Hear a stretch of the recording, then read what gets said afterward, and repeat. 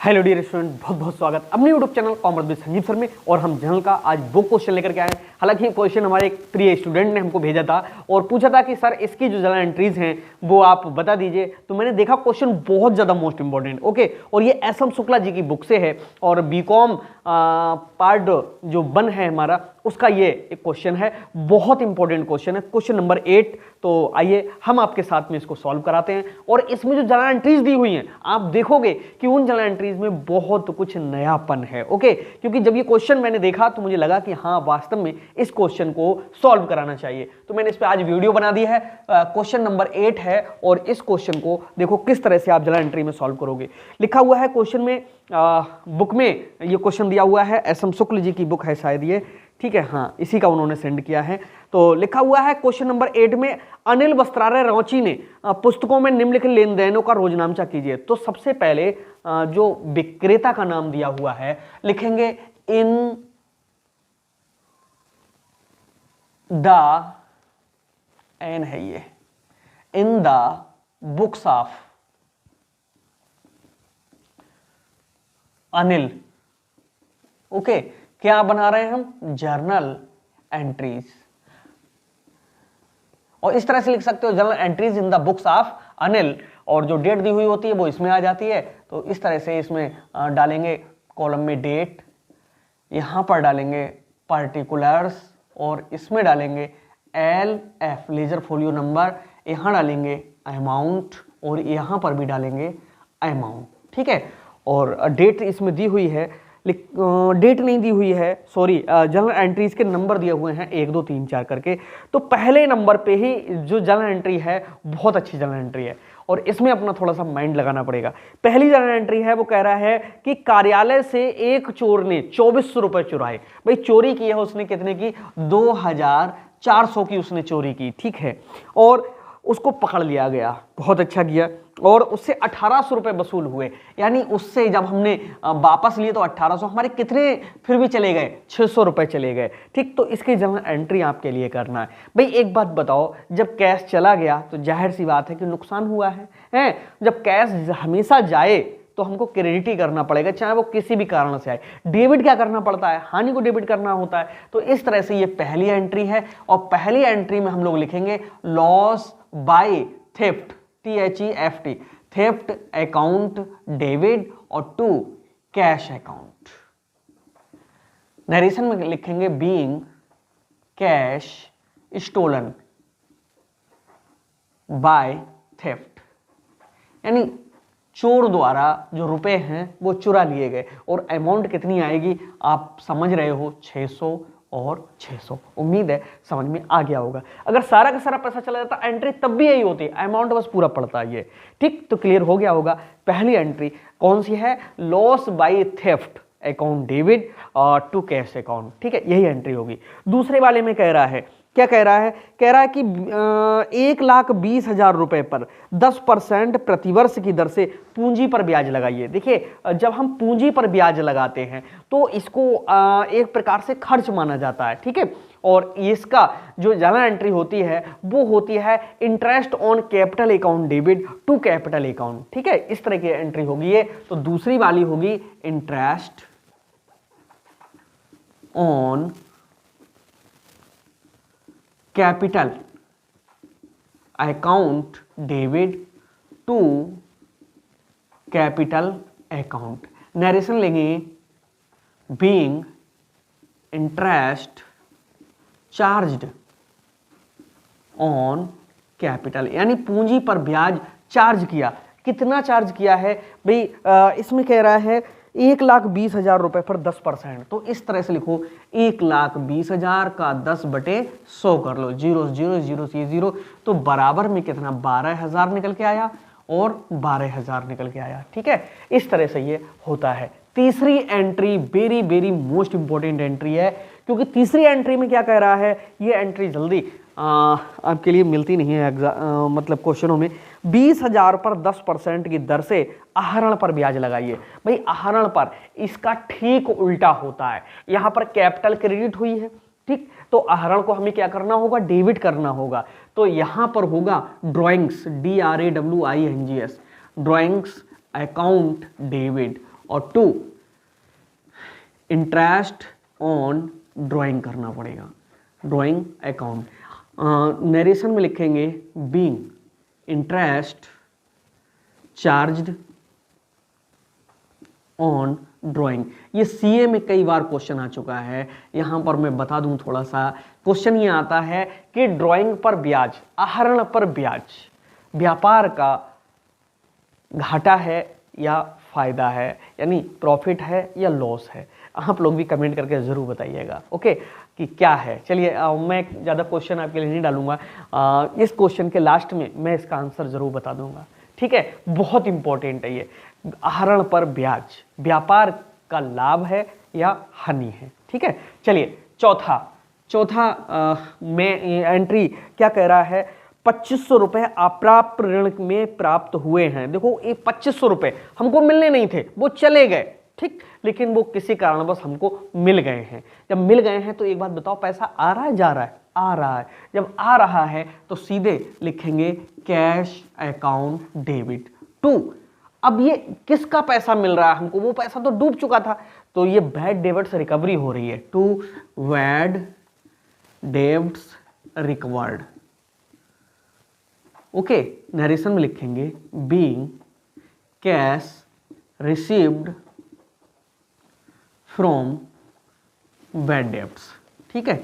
Bad debts, अशुद्ध ऋण वालों से पैसा मिल गया हमको। अरे ड्राइंग वाला अभी रह गया, अमाउंट डालने के लिए रह गई, तो अमाउंट देखिए कितनी है इसकी, 20,000 पर 10% आहरण पर ब्याज लगाइए, तो 20,000 का 10% ऐसे लिखो 20,000 करो 10 बटे 100, 0 0 0 से 0, यहाँ पर 2000, here also amount will be 2000 and cash received from the bad debts कितना है, 2500 है यहाँ पर, तो अमाउंट विल बी 2500 एंड 2500, 2500 और 2500 है, ठीक है।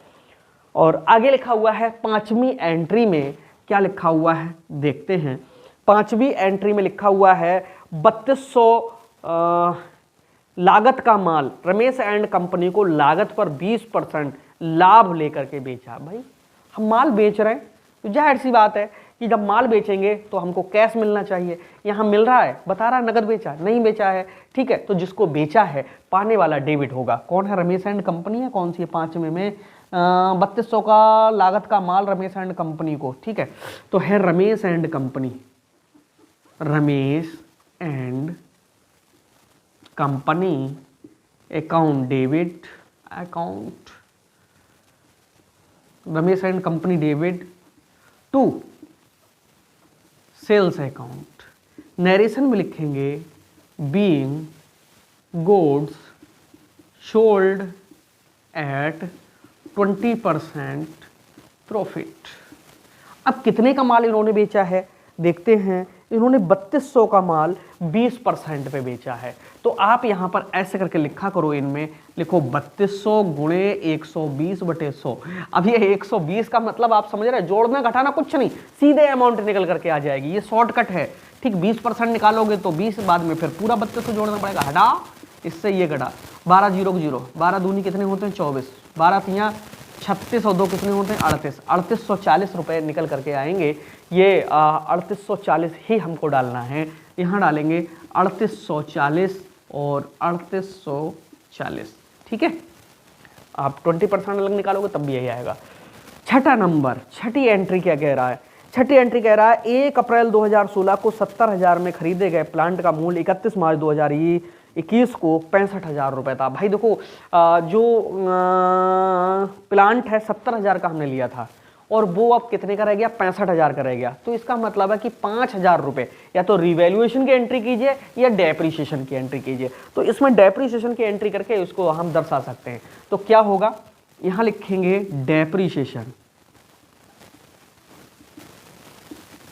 Account debit to plant account. Narration लिखेंगे बीइंग डेप्रीशिएशन चार्ज्ड, और अमाउंट कितना हमको डालना है, 65 वाला कितने का हो गया है, 70 का नहीं, 70 वाला 65 का रह गया, ठीक है। तो कितना 5,000 का और 5,000 का।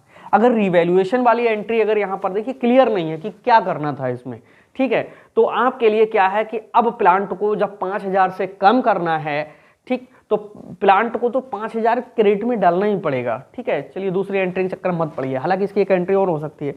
अगला है अंबर हाउस को 50,000 रुपए का मूल्य वापस किया। भाई अंबर हाउस को हमने वापस किया, इसका मतलब हमने क्या किया होगा, परचेज किया होगा, ठीक है।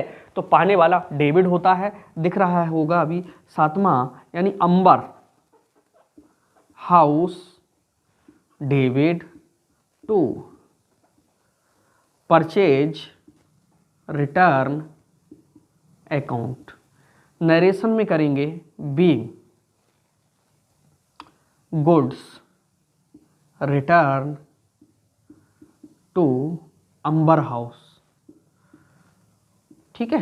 हमने माल खरीदा होगा वही तो वापस कर रहे हैं।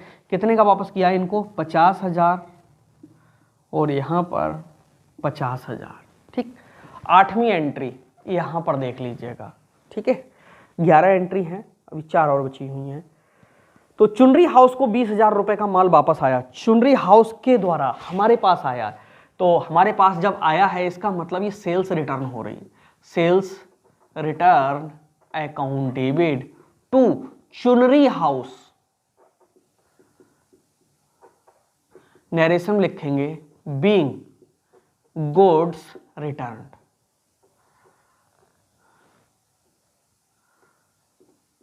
अमाउंट डाल दीजिए, कितना रिटर्न किया है, 20,000 रुपए का माल वापस आया है।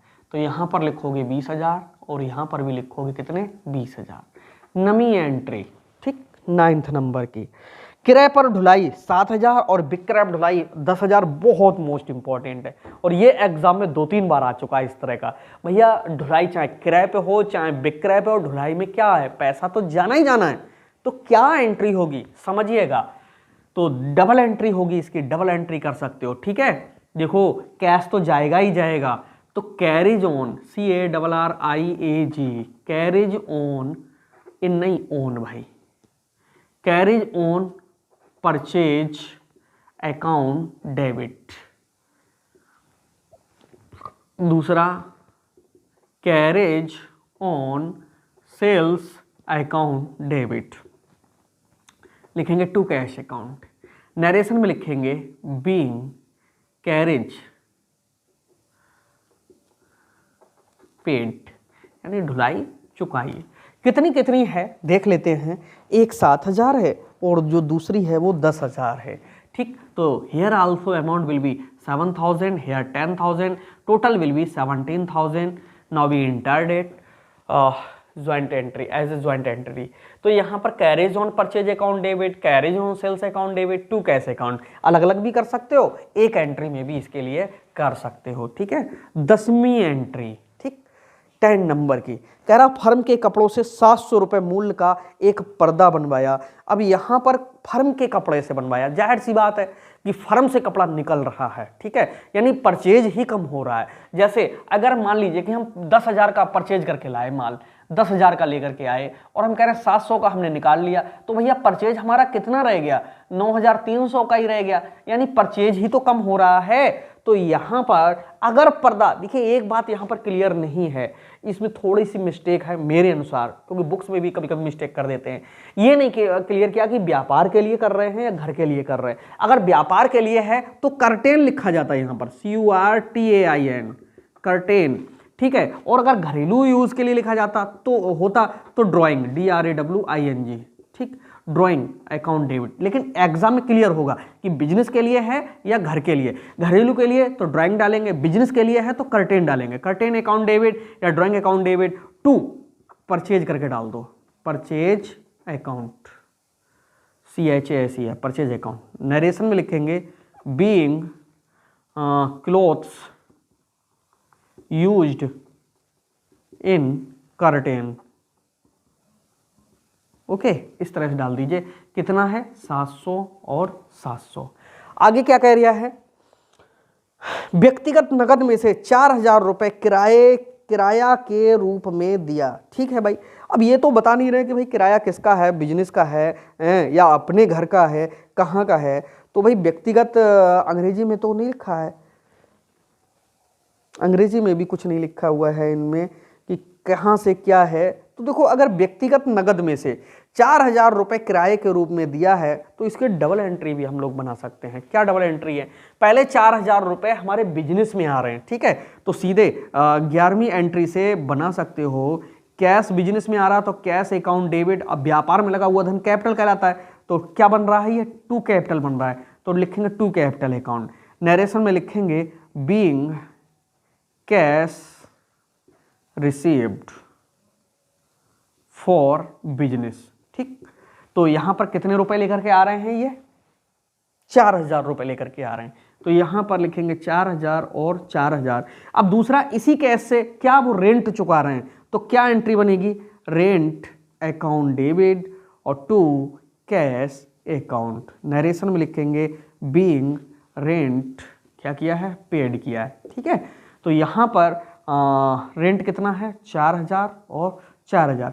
डबल एंट्री ही करिए, ये बढ़िया है, ठीक है। और वैसे हम आपको बताएं, rent debit to cash account, ये एंट्री होनी चाहिए अगर व्यक्तिगत शब्द ना लिखा होता तो, ठीक। तो इस तरह से बाद में टोटल कर देंगे। और ये वीडियो आपके लिए कैसी लगी ज़रूर लिख करके बताना। मिलते हैं नेक्स्ट वीडियो में, तब तक के लिए बाय बाय।